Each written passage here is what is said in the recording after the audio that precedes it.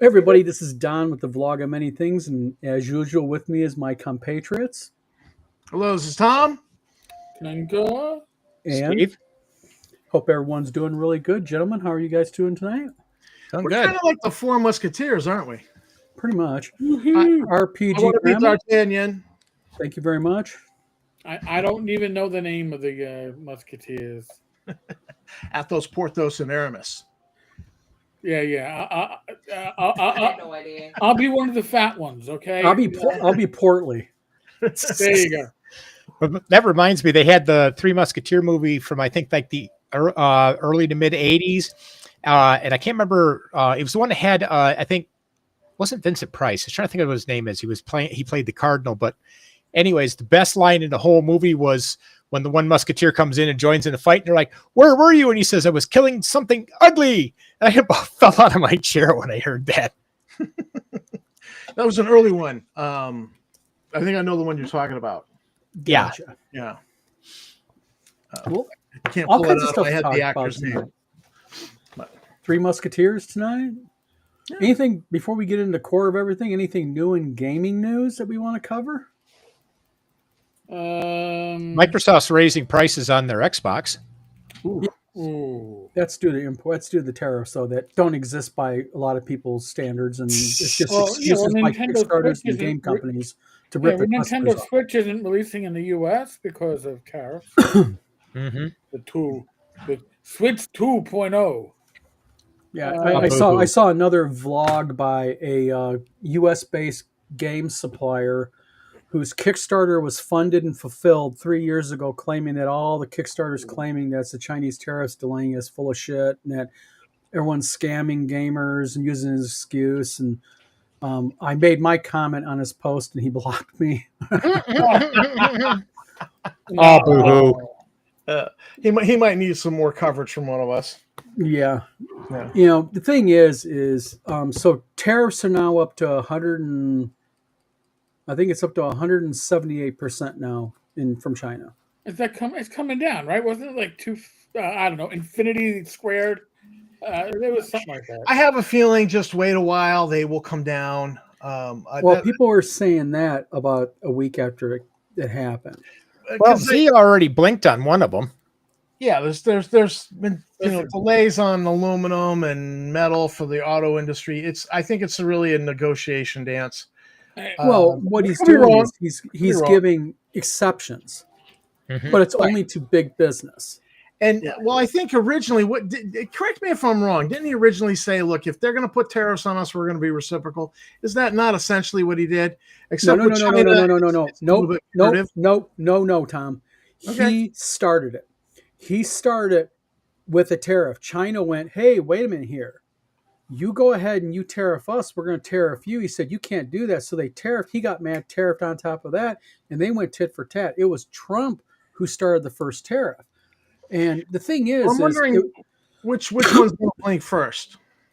Well, it's been China. You know what we need to do? All right, we need Chris Clark's Fuzzy Heroes. You get an Orange Man, and you get Winnie the Pooh, and you have them fight out in like Mortal Kombat, and then we'll see who wins. I think we do better yet. We take Donald Trump and President Xi. We strip them down to diapers, put them in a big middle of a thing, cover them with grease, and tell them fight until the last one standing. But didn't they just do that with some computer simulation with 100,000 humans versus 10,000 gorillas or some number like that? Yeah. And the gorillas won. Yeah, but the problem with these tariffs is they're real. Oh, and they are seriously impacting a lot of small game companies. If your stuff hits the dock when the tariff has to get paid, yeah, and that's why I said delay ordering it until something settles here. If you don't, like, for instance, we were discussing that game, the Kickstarter funded 3 years ago, and he's saying, "Oh, the tariffs have killed us, and we can't honor the fulfillment." Well, if you haven't ordered from China, then don't order. Just explain it and delay it. I would rather have the game delayed than not have the game at all, honestly. That would to me that would be fair. Well, the problem that you run into here, though, is there was no reason to do the tariffs. You know, we have trade treaties with these countries. We have trade agreements. Mhm. And essentially, like with Canada, the United States violated their trade treaty, their trade agreement, like with Canada and such. And, you know, I get the concept of it. You know, some of these trade agreements are a little bit lopsided, some are very much lopsided. But when you enter into a treaty with a foreign country and then you violate those treaties en masse, the problem that you have is you reduce the confidence in those countries to deal with the United States of America in a broader sense, because we're not trustworthy then. That affects everything from the value of the US dollar, because now the next thing is, are they going to start defuncting on their debt, on their loans, which Trump has said maybe we should just stop paying our loans. And when you do things like that, words by me, you, Eric, and Steve, they just kind of go blip and it's gone. But the president of the United States saying those things has a massive ripple effect, whether they're done or not. Sure. And it's this type of rhetoric that's just really hurting everything.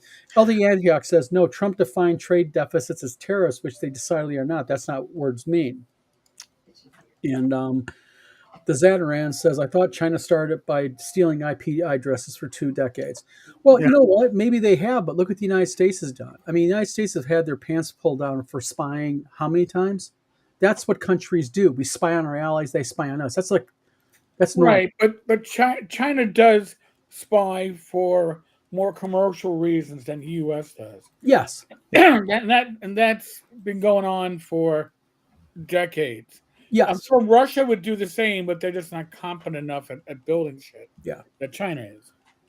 And the core issue to me with the tariffs is, I mean, and probably shouldn't stay on this too long because it's kind of a boring subject. Everybody's been beating around, but there is a bad effect here.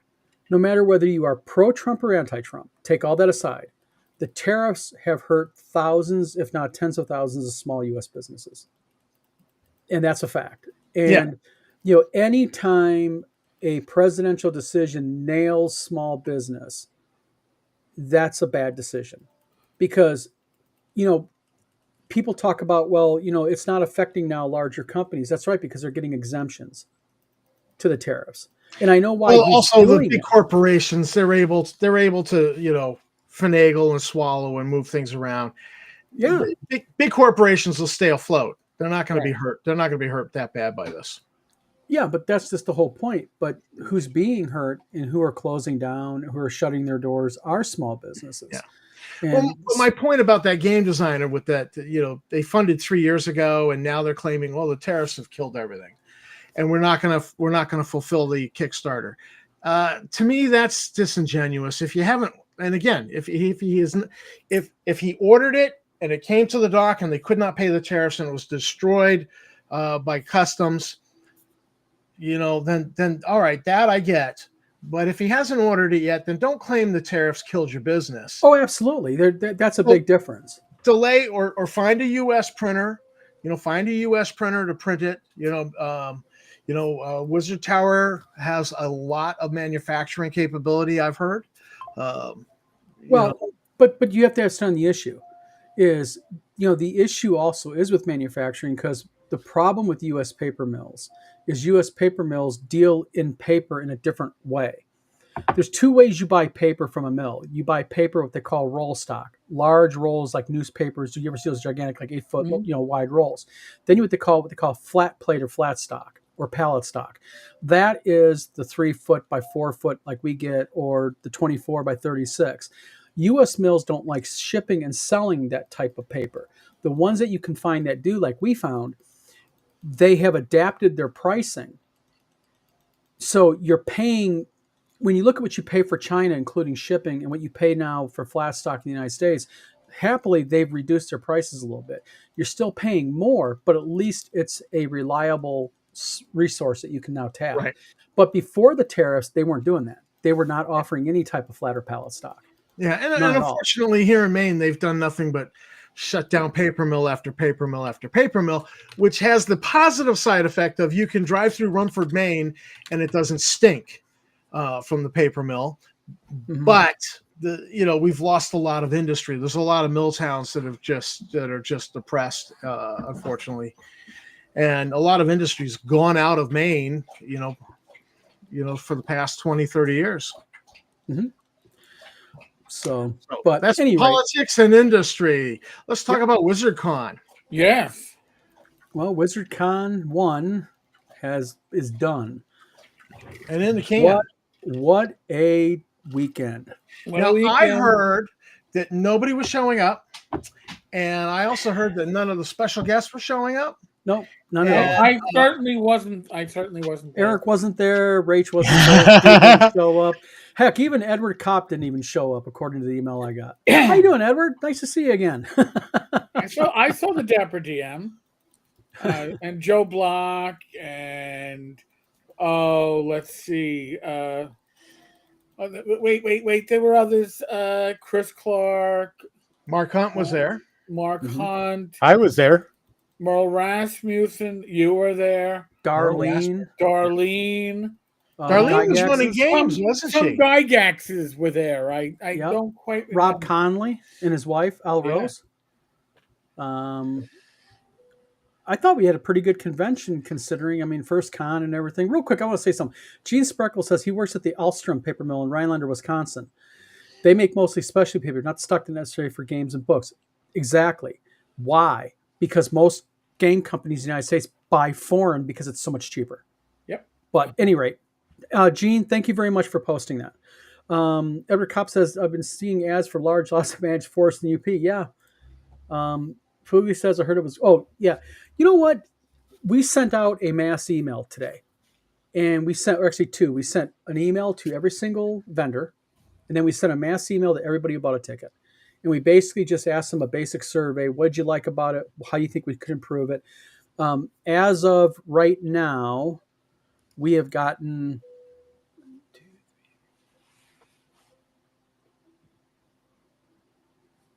26 responses. And, people are offering good feedback both ways. And Nice. That's what we're doing. We want to basically, really take it serious. But I think overall it went pretty smooth. Merle's a really cool guy. I've watched interviews of him, and I'm like, wow, I would like to spend some time with this guy. Yep. And by the way, AZ Mulder, Scott Mulder, I don't know if he's going to come in tonight. That guy is a superhero in this whole thing. He was right there by my side. I kept telling him, go game. He's like, no, I'm doing fine. He just did some gaming. We did the Timcast experience, and he did some gaming with Gangbusters, Mark Hunt. Yep. But other than that, he I'm so said he jealous. was cool. And he helped us so much this Some weekend. heroes wear capes. Scott wore spandex, but I mean, Yep. he's still a hero now. I got to play Auctioneer when the Yes. Auctioneer played his COVID card. Oh, no, So, it gets better than this. Eric, come on. He played the COVID card an hour and a half before the auction. Yes. It's like, oh, Messaged shit. me and said, I have COVID. I can't show up. Yeah. Right, sure. Good luck. So I ran the auction, and Tom, I am sorry to tell you, but those in the audience only bought you this 4-Star Frontiers. The 2001 they decided to keep, but they said, I don't know who the fuck Tom is, but if you're talking about him, he must be a good guy. Give this to Tom. Hey, who was the guy that had the table near the door that was near with like the breakfast buffet? And he did, I think it was like a gangster RPG or something. He had that kind of that fedora hat. It was on that one long table by the door over where the breakfast bar was. Was that Mark Hunt? No, I don't know. I didn't get his No. name, but he had a long table with like six, 8 people there. And it looked like they were doing kind of like a mobs and mafia type thing. That's Mark Hunt. No, Yeah. that That was wasn't Gangbusters. That was Gangbusters. Yeah, I passed by his table a couple times, was listening to him as he was DMing, and he sounded cool. Yeah. Yeah, Mark. Yeah, Gene, I'm We going to should read do a all the live emails. stream with him. We're Do a putting little all- one-shot Gangbusters. Yeah. Yes, live stream sometime. Real quick, in response to Gene, what we're doing is we're going to take all the input we get, and as the emails come in, we're printing them, and then we're going to go through everything to get ideas and brainstorm and such. So, thank you for your input. We've been corrected to saying that was Merle. If it had Legos on the table, it was Merle. Yeah, if it was Merle Rasmussen if it had Legos on a table. LK Antac says, hope you're preparing a mass email soliciting ticket money for next year while the iron is hot, perhaps with an honorary memorial badge or something with some perks of being the first. We're looking into that, yeah. Everybody's saying Merle top secret. Yeah. Oh, I got a kick out of this. When I came in, I was because I had some books arrive late, so I arrived late on Friday. But I thought it was funny when I took one of my walks around the area. I walked in a room and Tenkar was over there with Tim Kask, and you guys were dealing with that four-sided die, and it was something about regardless of which way you roll it, something's going to blow up. Pretty much.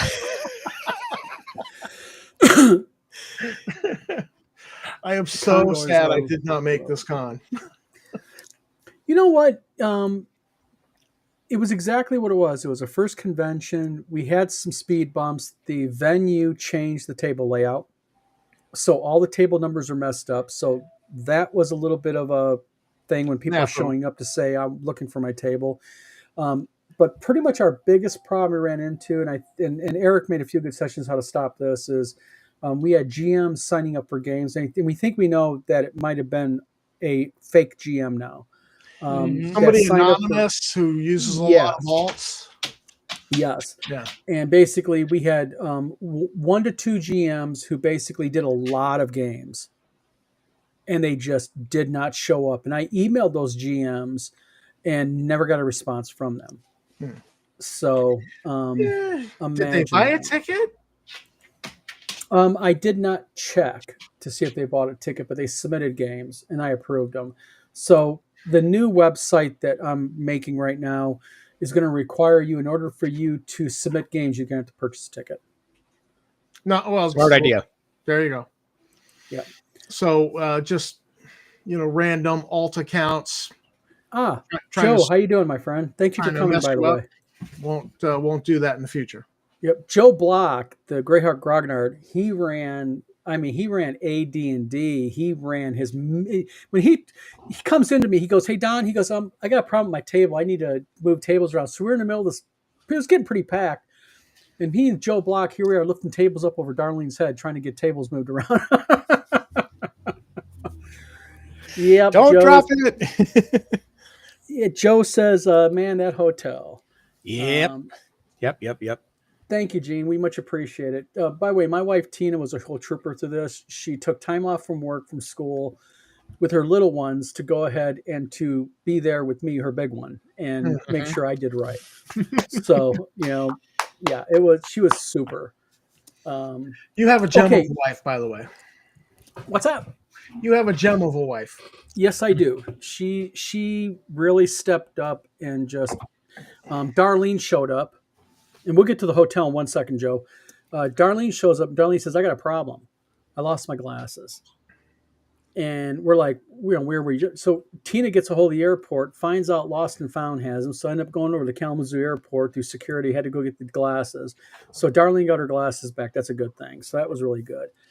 Greyheart Gardner says, that hotel. Or cop says, yeah, that hotel. All right, the hotel. The staff was good. The staff was excellent, I think. But what nobody knows here is when we first dealt with the hotel, I was dealing with an event coordinator named Martin. So what ended up happening was 2 days before vendor setup, they call me up and say, well, there's a new event coordinator. We're not following the agreement. We want more money. We're not giving you comp rooms. We're not comping breakfast. We're not doing none of that. 2 days before the convention. Ooh. So I went in on Tuesday, met with them. They agreed to follow everything Martin had said. And then Tuesday at 4:00, the general manager, Dave, calls me up and says, by the way, I don't care what my people said. I'm not following the agreement. So I went in there Wednesday, day before setup. And Dave, I just told him flat off, I said, I'll cancel the convention. I'm not giving you thousands and thousands of dollars more. He's like, cancel it. I said, oh no, you don't understand. I'll still be here. Special guests will still be showing up. I'll have Channel 17 News here. And we're all going to be here, and you can deal with everybody. Because I videotaped my phone call with the lady who's working for events. She said, oh no, we promised all that to you. You get it. Yeah. So I had her on recording earlier that day, so he backed off. But the hotel staff was decent, except in that aspect behind the scenes. Right. But the actual hotel, I got no Wi-Fi. Wi-Fi was not working hardly at all at night. People were complaining that they were running out of towels. They went downstairs and were told, we haven't done laundry yet. The restaurant that was supposed to be full restaurant with some specialty items said, no, we're only going to put 4 items on the menu. Yeah, that sounds like they were like, you played hardball with them. You pushed them back, and they were like, Yep. fine, we're going to screw you over here. Yep. So chances of you using that hotel again? Never. Oh no, we're moving it to Battle Creek. I've already talked to the new venue. They're very happy to have us, very enthused, and it's like a third of the price. Yay. Yep. And then the nice thing about the new venue is the game room is about the same as it is in this one now. Okay. And then right outside the game room, they have this massive like atrium hallway, like 12-foot wide, 15-foot wide, and we can put all the vendors out there. So you have to walk through the vendors to get into the gaming space, and then walk out of the gaming space, use bathroom or leave. You have to go through the vendors, which gives the vendors more exposure, which is a good thing. Yeah, we're not tucked over in a corner like we were before on this one. Exactly. Well, see, this is another thing. We were told that we were able to put vendors in the breakfast area. Mm-hmm. And that was part of the change they hit me with on Tuesday, was that due to fire code, we couldn't have people because they put a wall there. And the wall had fire break doors. So a lot of stuff was changed. I mean, literally Tuesday at 11 o'clock in the morning, I'm dealing with this, and vendors are showing up on Thursday. Wow. Yeah. See, I used to be the night auditor at a 3 Diamond Hotel in Boston. And, if you promise somebody something, you kind of have to deliver it. It's just part of the hospitality. Where I had him is my habits. Like, I talk to you, I send an email. Hey, per our conversation today, I get 1, 2, 3, 4, 5. He responds, Which is yes, a way you of do. putting it in writing. Yeah. Yeah. Great. Gene Sparkle says the Grognard didn't kill us, but the animated furniture damn near killed me. Yeah. Same thing with Tim Cass experience. Edward Kopp says, looking forward to next year. Yep, your hometown. Yes, she is. She's a corn-fed blonde, as they call them. Grew up on a cattle farm. Yep, her family raised cattle. So basically, yes, it is much bigger. Thank you, Edward. And Edward, you're much shorter than you look on the email. They wouldn't put on the patio yet. But the thing is it went well overall. I think we got some overall positive feedback. One of the negatives was Tim Cass has Kim Cass experience, and he did not TPK the gaming group.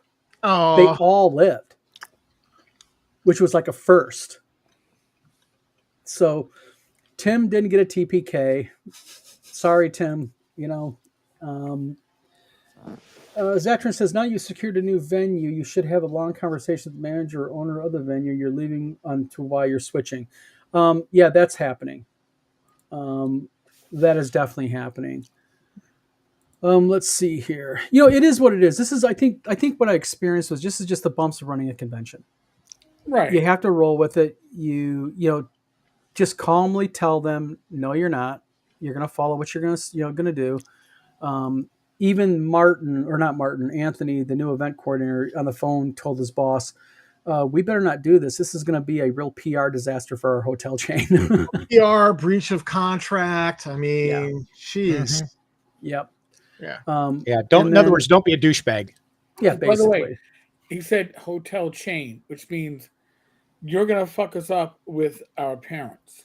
And it isn't just going to be local bad news. This is going to have a rippling effect. And your actions that you think are going to secure you a promotion because you are nickel and diming is actually going to cause us major problems. Yep. Yeah, and I like this comment right here, and I would agree with that. Me and Tina actually stopped there. He's right. This is like the most ghetto flipping Arby's. Like, you better be armed when you walk in there. Yes. I mean, it was like, wow. Mr. Oh. Gunn, we are doing very well. Glad you are doing well yourself. I remember going back and forth past that Arby's, and as I'm driving by, I feel kind of like, I'm doing that we're rolling thing. You're just gangster going by there. Mr. Cop says the Denny's wasn't much better, but the cannabis dispensary next door was awesome. Yes, Tim Kask was blown away. Even Jim Wampler says, the cannabis stores now in Ohio, are pretty cool. But like in Michigan, they're like a real like festival and fair and like shiny. I'm like, oh yeah, they do it. Dude, I'm driving down the highway and it's like marijuana. Mm-hmm. Lawyer. how it is here, marijuana. Yes. Or you could even go into the UP into some middle of nowhere town and, oh, look, a pot shop. Yeah. Well, a little thing about Battle Creek trivia. Battle Creek, Michigan has the highest amount of cannabis stores per capita of anywhere in the United States. Judging by your, roadside billboards, I would actually say that's likely. And I before it was legal in Ohio, I used to go there for Tim. Yes, I know. Don't say it. Judge me. Tim's a good friend. But at any rate, and literally, I'm not joking. You walk in those things, it is literally like a festival. It's like all glittery and music and shiny and lights and blinkies and all that. And it's like, ooh, they really make it an experience walking in here. Mm-hmm. Grognar or Gene Speckle says, Grognar, remember to use my Mimic suggestion when the furniture beats them down, have the couch they get put on. Mimic out, LOL. Update to the dungeon coming in the next printing. Let's get a few comments out of the way. They lucky you didn't sue for breach of contract. No, that was coming. Clarissa had her frickin' nails polishing on that one.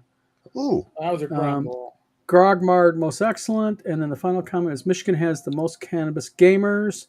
And then finally, Zatron says, would you say Michigan has a largish population of OSR gamers? It's, I don't know. In Kalamazoo, where the convention was held, there's only like 2 game stores that are anything true game like. There was a third one that closed down last summer. And really it's 5e when you go in. I mean, with most game stores, it's 5e. They push that and Magic. So, Magic the Gathering. They also used to give yogurt enemas at the Battle Creek Sanitarium, known as the Federal Center. Edward, I'll take your word on that. Never had a yogurt enema, okay? But if I had It's a Kellogg thing. A yogurt enema? Fun? Damn. Yeah, it was a Kellogg thing. Damn. Don't eat granola before. Yogurt enema. Is that an idea for the next game convention? All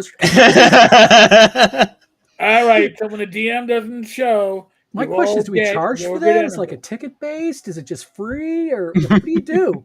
Tom, you coming next year? Not for the yogurt enemas. Sorry, no. Come on, we'll use strawberry. Road to Wellville. But no, I think overall it went well, but I'm biased. And, I guess I'll have to defer to, all BS aside, what do you, Steve, you and Eric, you were there. What do you think? I had a great time. Oh, the convention was great. It was a hotel that sucked. And again, the staff that I interacted with at the hotel were all pleasant. Our bartender, She was great. She was a Warhammer gamer, so I forgive her. But in any case, no, I mean the women and the guy as part of the breakfast, they were fine. But you also got a feeling that we didn't quite fit what their expectations were. Now, that being said, the actual attendees, everybody I spoke to, who some of them drove as far as I did, which, by the way, it was a drive, and you can't see it in this video, but I had a heating pad on my back. Rach tried to kill me on the drive home on Sunday. I haven't mentioned that story. Mhm. Did you By let the her way, drive? You let her Well, drive? I drove. Yeah. So here's the Okay. thing. Rach loved the mattress at the con, nice and soft. I hated the mattress, nice and soft. So when I got up Sunday morning, I went, "Ooh, I got a twinge. I can get through that. Not a big deal." And I did until the first rest stop when Rach didn't see a dip in the parking lot, Ooh. tripped, did that. I will continue to fall. Grabbed my arm to keep from falling, and as she grabbed my arm to keep from falling, said to herself, "Ah, shit! If I hurt him, we don't get home." Well, needless to say, at that point, I went, "All right, I'm going to be doing the let's not move, just walk straight, and turn on that heated seat." So I've been using a lot of heat. Gotcha. So, but we survived the ride. The ride home was, by the way, was much easier than the 13 hours out there. It was only hmm I live streamed from it, by the way. If you go to Yeah. Rumble, you can see some live streaming from me on Sunday night when I was in the Poconos. So listen, I had a great time. Everybody Good. spoke to went to the bar every night, and everybody I spoke to at the bar was very excited about the con. They were talking about coming back the next year. They they said it had a really great atmosphere. Good. Everybody was helpful and friendly. Nobody was an asshole. Yeah, And that's true. that Oh, was Well, did anybody see the one waitress that was delivering the food that was ordered? that was the bartender. She's Oh, that- running with like her head cut off, trying to get food around to people. yeah, so she had like that green kilt type skirt. yes on Saturday. Yes. Yes. Oh, I thought that was so funny because the first time she walked in the room, looking like, okay, I got an order here. You all of a sudden see a bunch of the guys over here going, "How do I order food?" I was just like, okay. Well, real quick, Mark Hunt down below. This guy right here, Mark, Gangbusters guy. Mm-hmm. This guy really put on some games. I mean, Mark, thank you, by the way. Thank you very much. I mean, I don't know how many games he ran of Gangbusters, and they were all full, always. Yep. Mm-hmm. So, hey, come on, Mr. Gunn, if you want to volunteer, maybe do a pay per view. I don't know. I'm all up for ideas how to get more people showing up. Let's see Edward, here. going home, I did stop in the Poconos at my parents' place. I cut like 2 hours off. I got there in daylight. Okay, made a difference. Thank you, Edward. By the way, much appreciated. Okay, good. Glad you made it home, RPG Grandma. Yeah, she really did really well because she was kind of acting as the waitress. She was and this is another thing that makes me a little pissed off about the whole venue, because what the venue was supposed to do was they were supposed to have the full menu, Mm-hmm. and then what they were going to do is they were going to have almost like a Five Guys system where what would happen is you would get an order number that neatly bag your order, then call over the PA, which, by the way, the entire PA system was down. Their IT system was down. On Saturday, I'm up front trying to get the inside monitor to when's it coming on, and we lost our chance to have Sigourney Weaver live stream in there, which pissed me off. So it was just a flop across the board because nothing in their communication internet thing worked, because even the Wi-Fi wouldn't work Right. at the time. Well, actually, having spoken with the bartender on, was it I guess on Friday, she was saying that Saturday and Sunday she was supposed to get help, but they didn't send any help on Saturday. Nope. Yeah. Yep. It sounds like the hotel management was setting you up to fail. They were.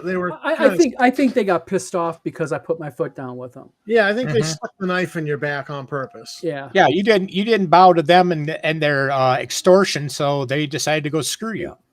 But you know, at the end of the day, the convention went on. It worked. Right. No major disasters. They had good staff which is to their credit. They don't deserve it because the good staff certainly made up for a lot. Yes. And the bartender didn't know why they weren't bringing her help like they're supposed to do. It's not her fault. But at the end of the day, it went well, I think, and like I said, a majority of the input that we're doing. But to everybody who got an email from us, don't hold back. And I'm not joking. Don't hold back on the part that it says, how can we improve WizardCon 2? Because we really want to listen to you. We really want your input because we know that you guys are all a bunch of experienced convention goers. And we want to be able to make it better. We're going to cap it at 500 next year. I think we could hit 500 this year.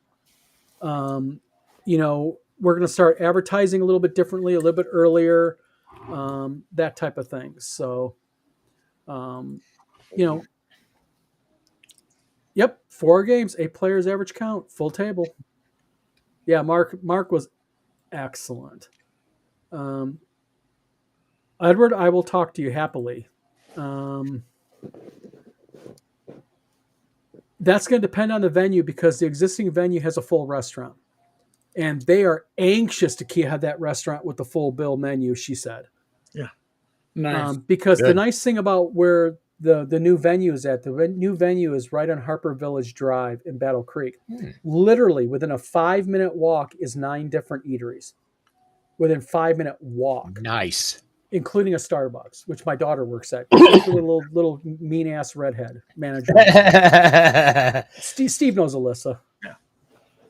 Yeah, opinionated. She's strong-willed. She's a redhead. What do you expect? Mm-hmm. Yeah. Don't get mad at her because she put you in your place when she was 7 years old. Oh, knockdown. Dude, I have power drills that are older than she is. That's right, but they're not as powerful as she is because she's got herself in a personality. Yes, someone was definitely being a cheap ass RPG grandma.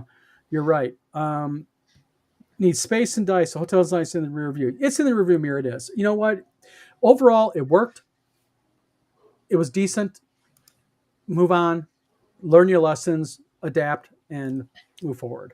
Because this comment here, the management sucks, employees save the day. Honestly, I've worked in the hotel setting, 2 different hotels, and people love doing a good job.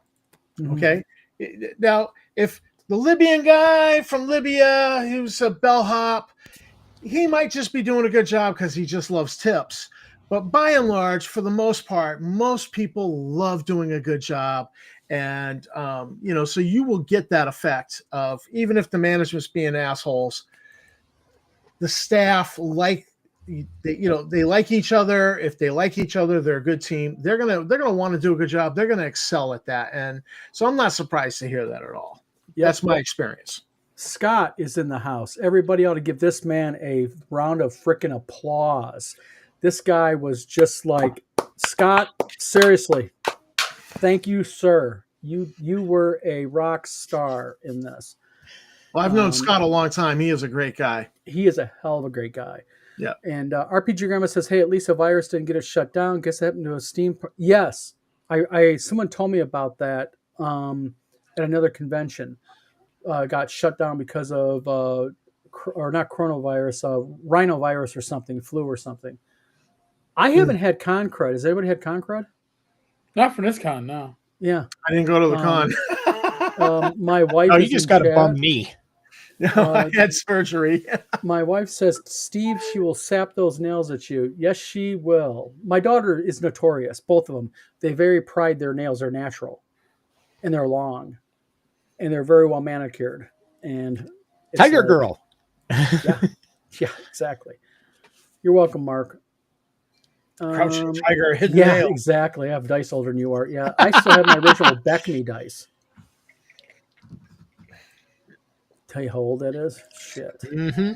Yeah. But so some ideas for WizardCon 2 that we're going to do, just let people know. We're going to have some, and I believe it was Eric that had this idea. Eric, talk about the theme tables that you were talking about for the different games types. Oh, so what I was thinking is, listen, we already expect that even without a, I don't know, mentally challenged a-hole trying to sabotage stuff, we're going to have GMs that flake. That happens. Okay, life steps in, kicks them in the nuts, whatever. you're going to have those situations. So the idea is, and it occurred to me on my drive back to the Poconos on Sunday. There was a lot of brainstorming, and part of that brainstorming was that I was approaching Blades and Arcana from the wrong perspective. I was thinking as a GM, I had to think of it as player facing, because players go and they want to play games. And honestly, I was happy to jump into any game, which is what I was doing at WizardCon, so long as the rules were approachable. And the player-facing rules got to be approachable. So, say you're there to play, I don't know, Star Frontiers. What? Speakeasy room. There. Oh well. But say you're there to play Star Frontiers and your GM flakes. Well, I don't know Star Frontiers well enough to run it, but if I have a simple sci-fi rule set that can be presented to a player with, I don't know, a 2-page folder that they can look at and have all they need, and they know the system, and you can run something, and they're going to get their science fiction and have something ready for fantasy, have something ready for horror, and that way, hey, somebody flaked. Well, who's available to run a game? Yeah, It's simple scenario. The rules are OSR common, I guess we could say, and you run it from that. And I said that makes it so that it's harder to sabotage, screw up. You can players are happy when they have a game. Okay, we saw that at the con. Though even those that were getting canceled out because somebody signed up to run games and had no intention of showing up, they were just happy to get into a game. Yeah. So let's have a way to make it easier for people to get into games. And I think that's something Edward Kopp does a lot, tries to get a lot of the stuff organized for conventions. I may bounce some of these ideas off him because I think some of this might be usable across the board. But in any case, yeah. Excuse me. no more hookers and blow. That's Gary Con. Well- Who let Mr. Gunn in the room? I never mentioned the name of the con. It's not Gary Con. That's right. I will say one thing that was really interesting. I was told a story that I guess Luke Gygax up in his suite runs $2,000 a person specialty games, and they're full. Dang. Do you remember? I don't know who the couple were. They were awesome. She was a short lady with a really tall guy, and she had the Gygax. Oh, I know who jersey. you're talking about. I didn't know her name. She wanted to drag me into a Yeah. second Tim Cass game. I'm Yeah, like, she was telling me about the $2,000 a game custom games in Luke's suite upstairs. I guess that's where the high rollers go. You know, Vince Vaughn and you know, Wasn't Ernie charging like $900 a person for him to run a game, but nobody really showed up for that? I don't know what he was charging there, but I know like at Giant Lands, I think he was charging when he was alive like 120 a person or something. It was 100 and something a person the game. You know, but you know, I think with that, you know, you got the entire Ernie game, the big game, plus Donna from the images I seen kind of fed him pretty well. You know, Right. drinks and everything came with it. So, I mean, and you know, regardless of Ernie and his history, what you think of him, you know, everybody that played his game at Dragonlance seemed to really enjoy it. Sure. You know, I- so it would certainly have been a bucket list. Yeah. if nothing else. you know, Edward Kopp says always hookers and below. So yeah, making the money $2,000 ahead. Jeez. I will reserve my opinion on that. As now an I don't official think it convention even costs organizer, I have to be careful. I don't think it costs that much to that woman who owns Gary's house there in Lake Geneva, that she occasionally opens the house up to be used for a D&D game. I don't even think it costs that much. No. And I think because you pay $2,000, because like I said, you play with like, you know, Vincent Manganioli, whatever his name is, and Vince Vaughn. It's like all the high fancy, you know, rock stars. Yeah. But still, you figure, you know, you get 7-8 people, that's $14,000. For a game. Yeah. That you're making. Not too bad. Elkiantia says, did you require GMs to provide copies of the modules and rule sets they intend to run? That might be more work than the fake GMs are willing to do. It's really, I think it's hard to do that because it's logistics of saying how are they going to get it to you. You know, because let's face it, if they're playing AD, like Joe Block, Greyhawk Grognard, is playing AD&D, his own custom game, what's he going to supply me? Well, he might You be know? tweaking it right up to the last minute anyway. Yeah. Right. And a lot of these are custom adventures to begin with. But we think we know why these two GMs did not show up. Because they maxed out games, and I don't think they ever intended to show up. I think they actually were an individual, oh, hell, man, probably growing tomatoes these days. I don't know. At any rate, let's see. You got to have gold-plated dice to that They price were game. basically anonymous, I think. They were anonymous, yeah. Pretty much. Anonymous. You gotta get sound effects on this show. You know, play some music in the background. Hey, Eric, I had an idea for you for like a convention game. I was on Thingiverse, which is a website where you can get STL files for 3D printing. Yep. Right. And I came across they were 3D prints of minions, and I was just thinking, oh, Tenkar's Tavern minions, you know, like that tavern brawl fight that they do at ShireCon on the last day, or you know, in the evening. You know what I'm talking about? Yeah, I know. I was just thinking, Tom. I gotta grab these because you know on Thingiverse they're free. You just share your 3D prints, and I just thought, oh yeah, we gotta grab these for Eric. And the Greyhawk Grognard is willing to do private games for a 6-pack of Coors Light. Joe, I'll get you hooked up, my friend. How about a 12? I'll really take care of you. Take care of you. Diana, how you doing? We'll game for bourbon. We'll game for bourbon. Some folks freak out at full tables. That's true. But the thing is, you got to be careful of Thingiverse. I will caution everybody because Thingiverse, pretty much, as long as it's an STL file, you're allowed to upload it. Make sure it works. Because a lot of them look good, but when you go to print them. Okay. That's good to know. So, I've actually saved a bunch off of Thingiverse and not printed them. So I agree with you, Scott. I think the idea behind this is with the new site, what's going to happen. By the way, we're not using tabletop events. It's going to be custom made. What's going to go on the new site is when you submit an event, you're going to have to provide more definitive information on your game than what Thingiverse or what Thingiverse. Thanks, Tom. Well, won't you have your IP, their computer IP number? Well, this is the problem: is going through tabletop events. I imagine they record it, but the new site will record IP, and it'll record IP and MAC address, probably IP definitely.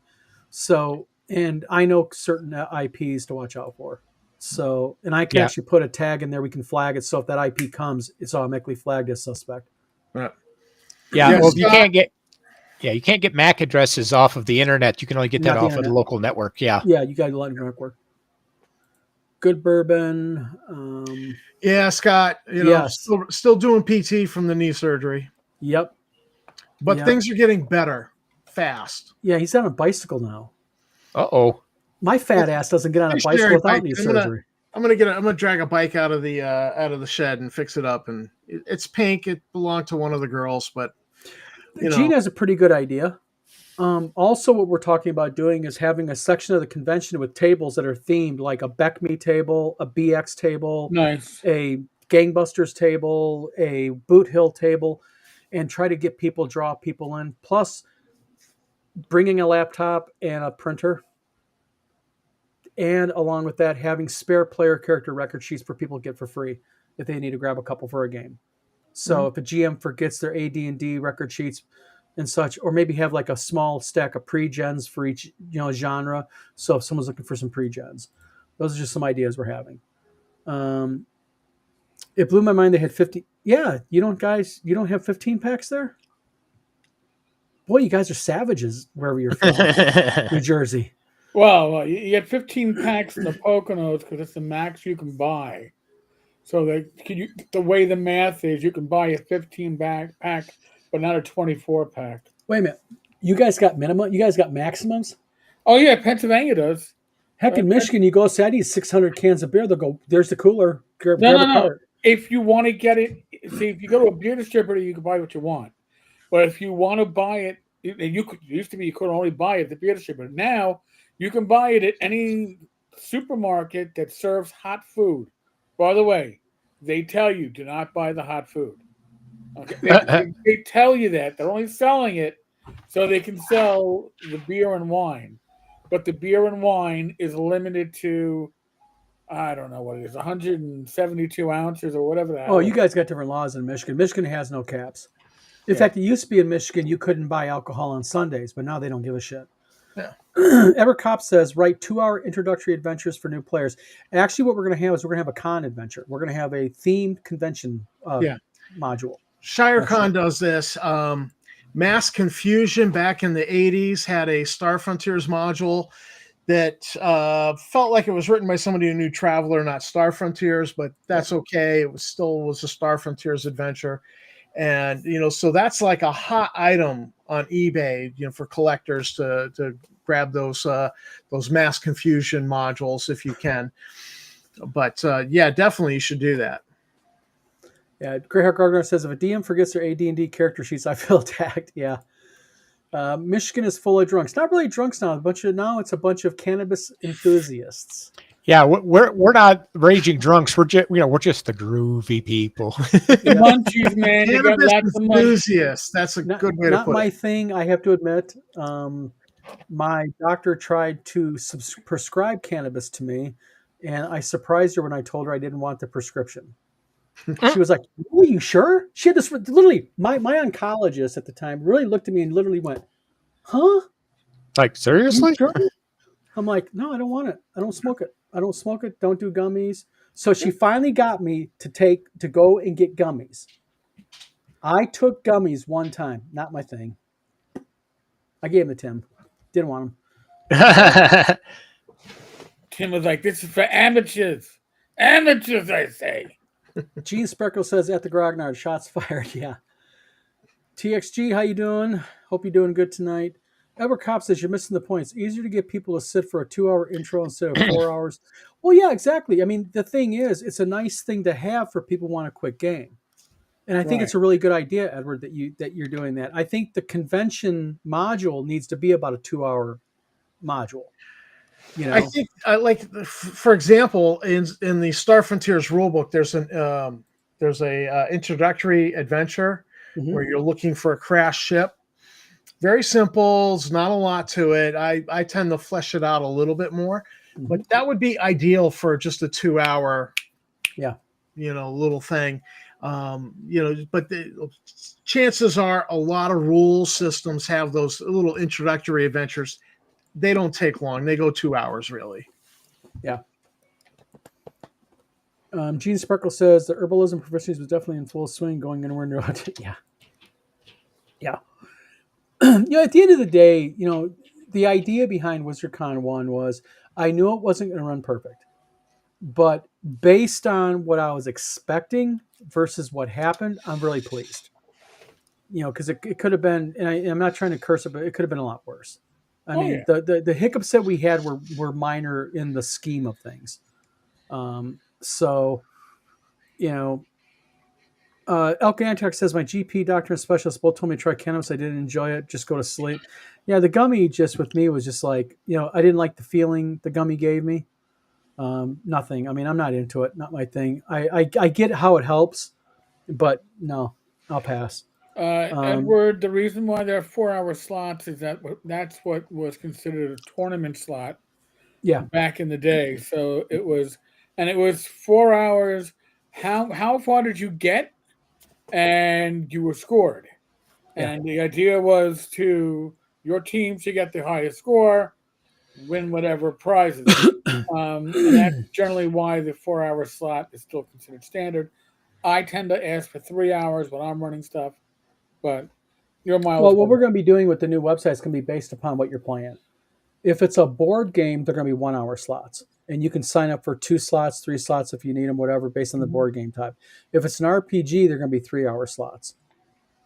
So the idea is based upon the game type. You can I might do 2-hour slots as an example for RPGs instead. That way people can go ahead and do a couple slots if they want to go more. Right. You know, but we want to make it more common sense than what tabletop events does. Plus, an incident with tabletop events was we were getting feedback for other cons like Phoenix Con and also Central New York RPG Con. Was getting like he was posting that people were getting errors trying to buy tickets. So, and we were getting real quick. Matthew Melman says Hotel Michigan must have been delighted to have people making up for the missing Canadians. Yeah, exactly.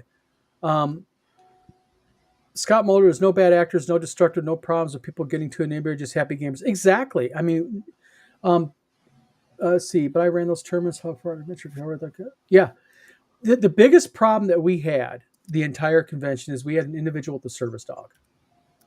And the service dog growled at a couple people, and the location told me that I had to tell him to put a leash on the dog, and that was not a fun thing to do. But other than that, it went well. And then he was one of the first people who responded to my surveys and said, I'd love to come back a second time. So, I mean, hey, you know. Gene Speckle says, I agree, a 2-hour time sauce. I'm thinking Midnight Mothership, plenty of time to learn a game and kill players 2 times over. I was actually introduced to this awesomeness at WizardCon. Thank you, Gene. Much appreciated. And thank you for coming, by the way. RPG Grandma says, whenever I have been at a con with gaming, usually not as focused. 1, never had time to play. Know that folks are often bummed out they couldn't do something because of the length of the game. Yeah. Excuse me. Damn. But yeah, so overall, you know, we'll call WizardCon 1 a success. And WizardCon 2 is happening the 24th, 25th, and 26th of 2026 in Battle Creek, Michigan. Well, there you go. That was a question somebody asked earlier on.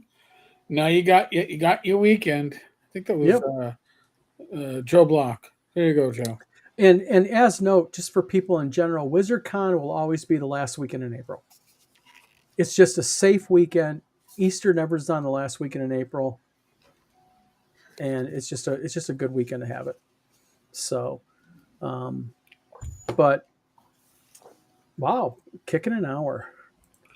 So the dog was sweet, but when the dog wanders about 50 feet away from the owner across the gaming room, I don't know what service they're actually doing as a service dog at that point.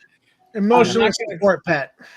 I'm not saying that the person was abusing their service animal in that way, but there was certainly not the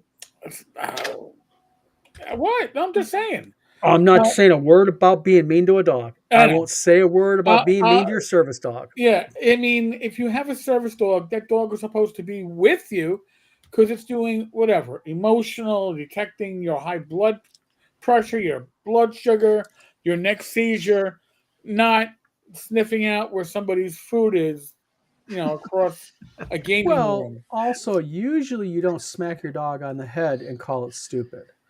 No, I just do that with my son, but he's 32. Yeah.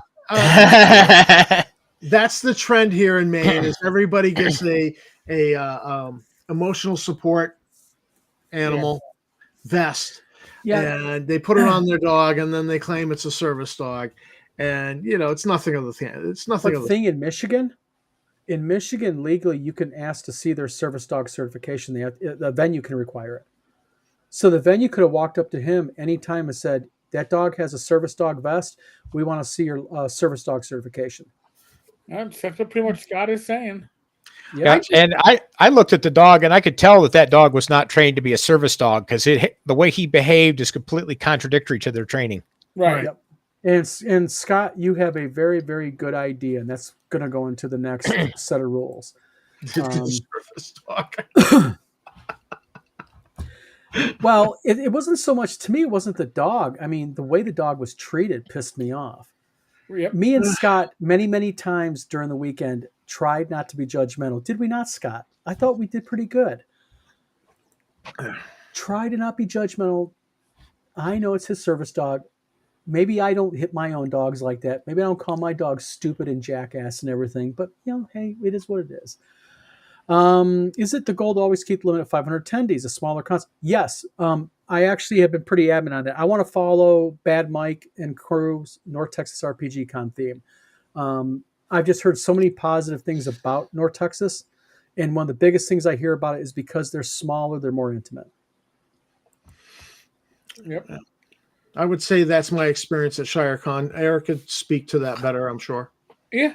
And next time around, we should make sure that everybody who gets a ticket to the convention spams the vendor hall as much as possible. Well, the whole point is the vendor hall this time will be right outside the gaming space, so you'll be forced to go through the vendors Mhm. in order to get to the hall. Nice. So that's real quick. Edward Kopp says that guy was a special kind of dude. Yeah, he was. Anyone who abuses their animal like that, and I'm going to call it abuse, I'll just be a dick. Just because I love this comment. It's more of a disservice dog, yeah. Hey, you described my childhood. That's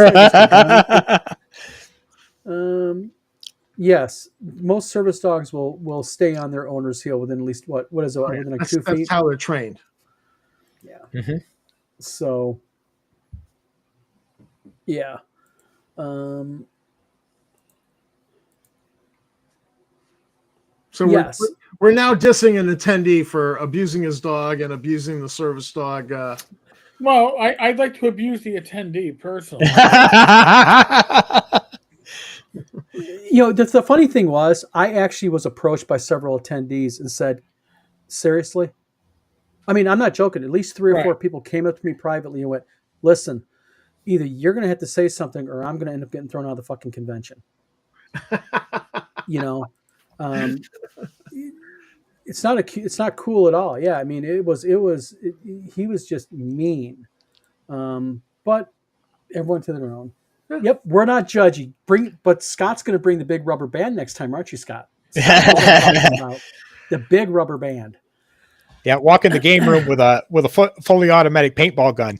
You should have a prize for this comment here. You should have a prize for people dressed as a wizard. Just Yeah, there was a bunch of them like that.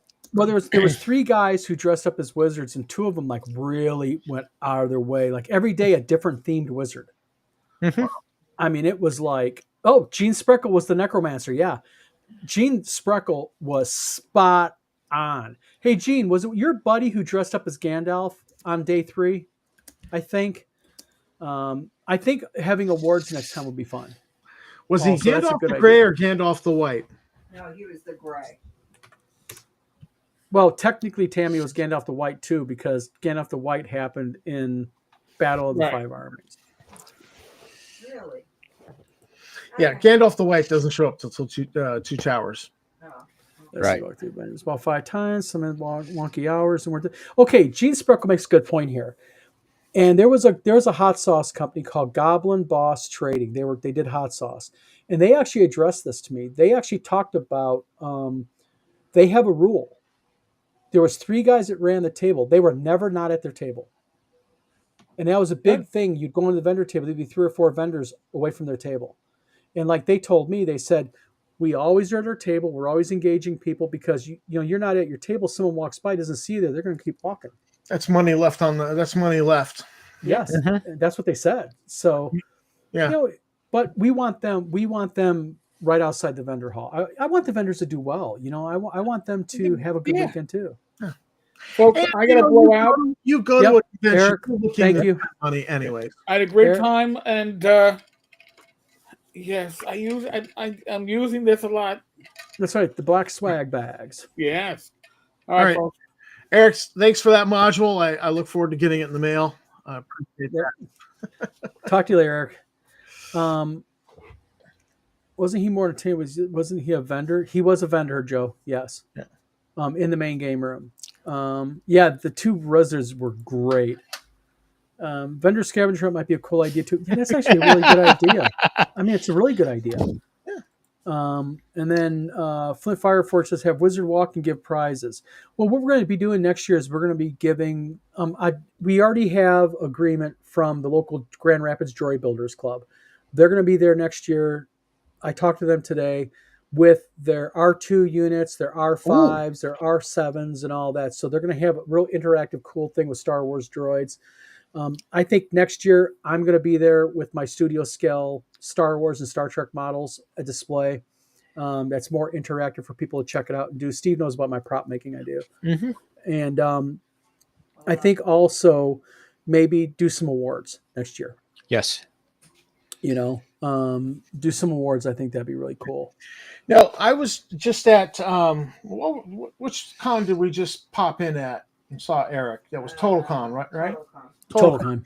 And all the vendors had little round two-its that they were like, I call them little round two-its.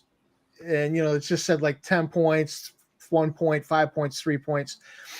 And they could just hand these out to customers who came and engaged with them. But there were some like young kids who just like went to each vendor. Hey, you got any of those? And then you took those to the prize room and exchanged them for stuff. And I have,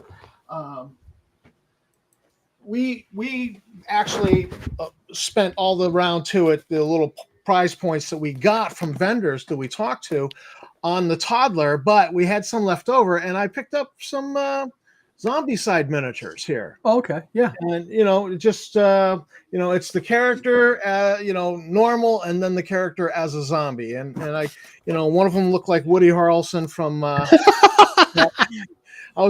like, yeah, that's Woody Harrelson with the serial numbers filed off. They walked close to the line, and then they didn't. We could do something like that. Also, RPG Grimace as a wizard costume contest. That'd be really cool because that's like an interactive thing. People get involved in it.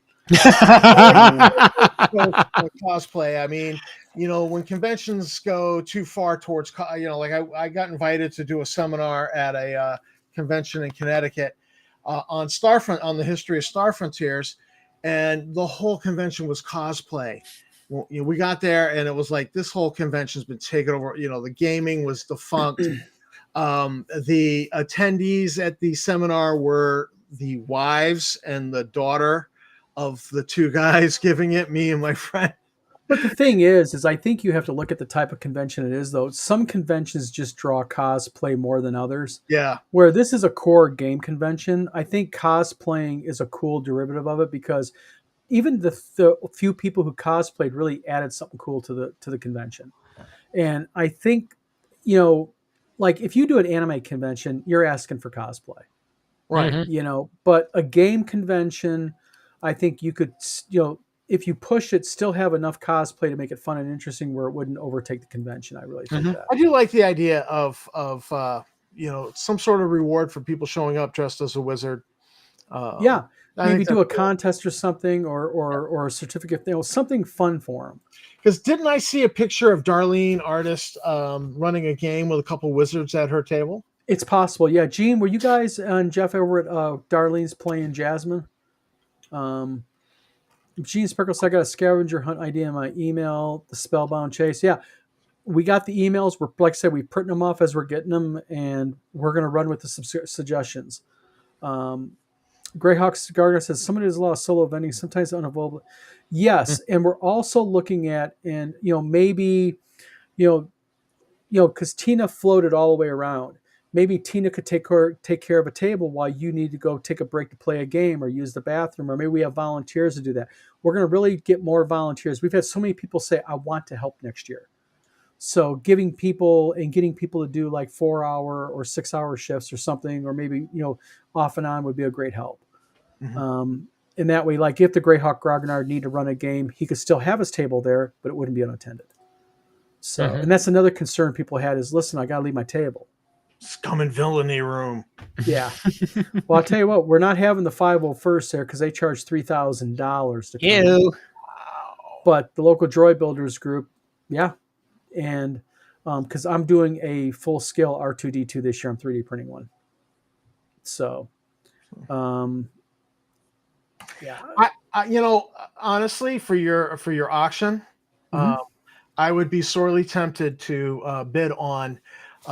Here's the pieces from 3D print for X pulse rifle from Aliens, or the Stormtrooper, Han Solo's pistol, or something along those lines. You had some of that, and it was being auctioned for charity.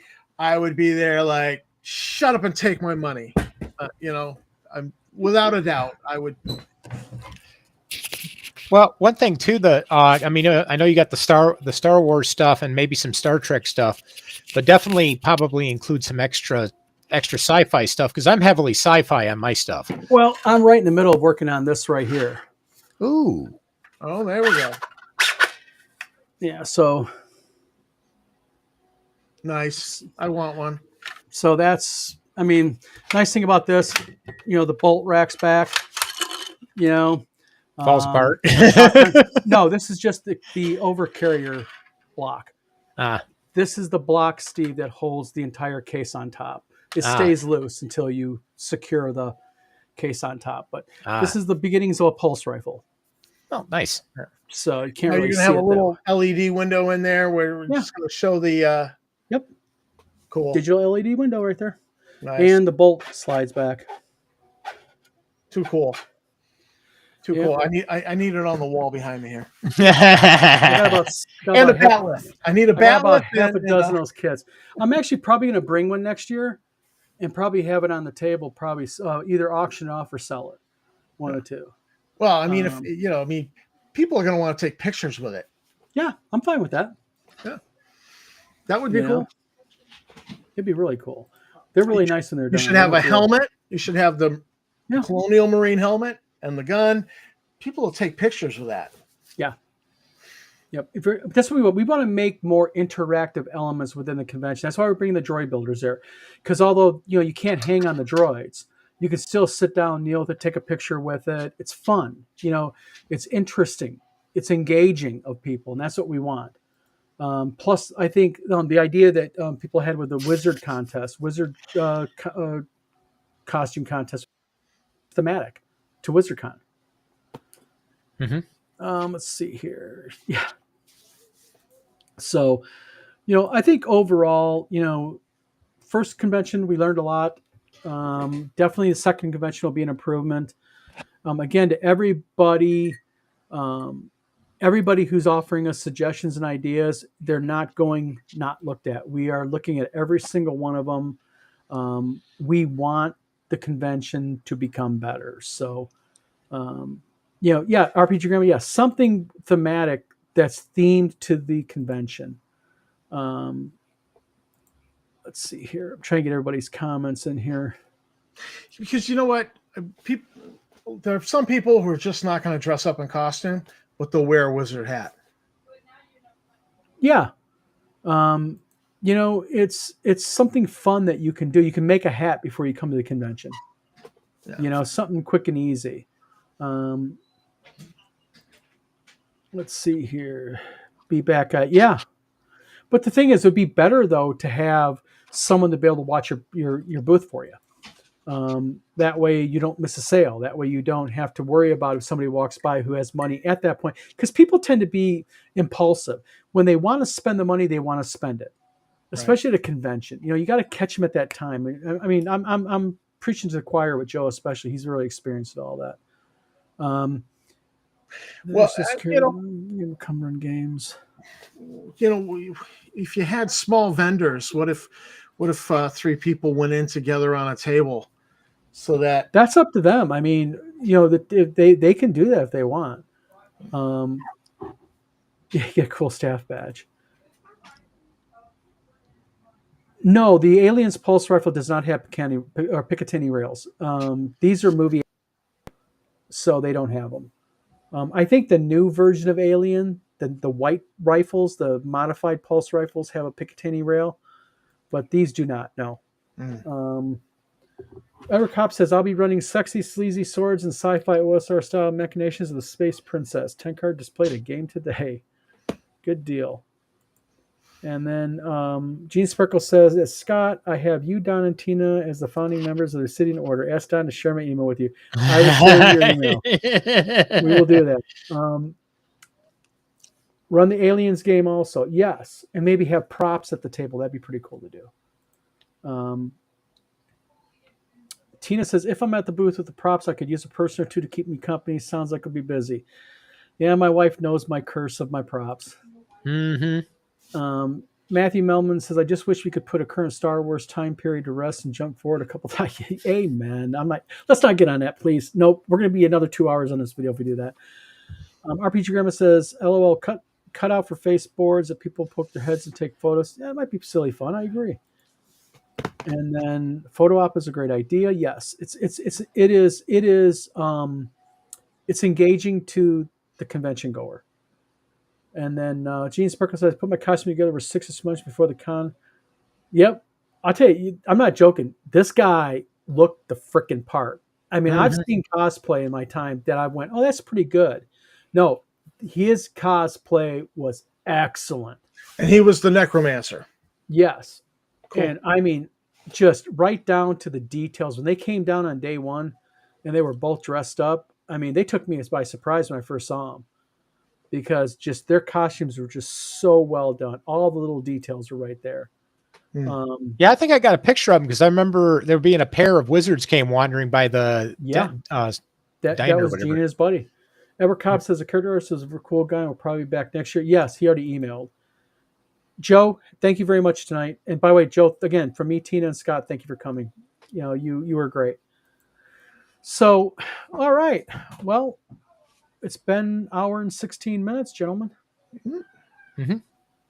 So I think we should go. To everybody in comments, thank you for coming on tonight. We much appreciate it. Happy to. Yep. We got the, if you go to Facebook, please go to WizardCon's Facebook, like it and follow it, and you'll be able to get updates on it.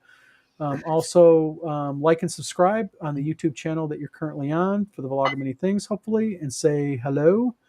And what we will do is we will be back next week with who knows what. Yeah. Conversations with AI. Uh-oh. Yes. I had AI tell me, my bad. My bad. Oh, mine's been getting snarky at me lately.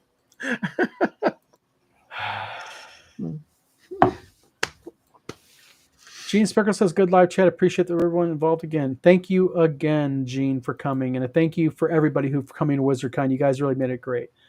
So, everybody, hope you have a good night. Have a good week. And I guess what we'll do is we'll see everybody next week.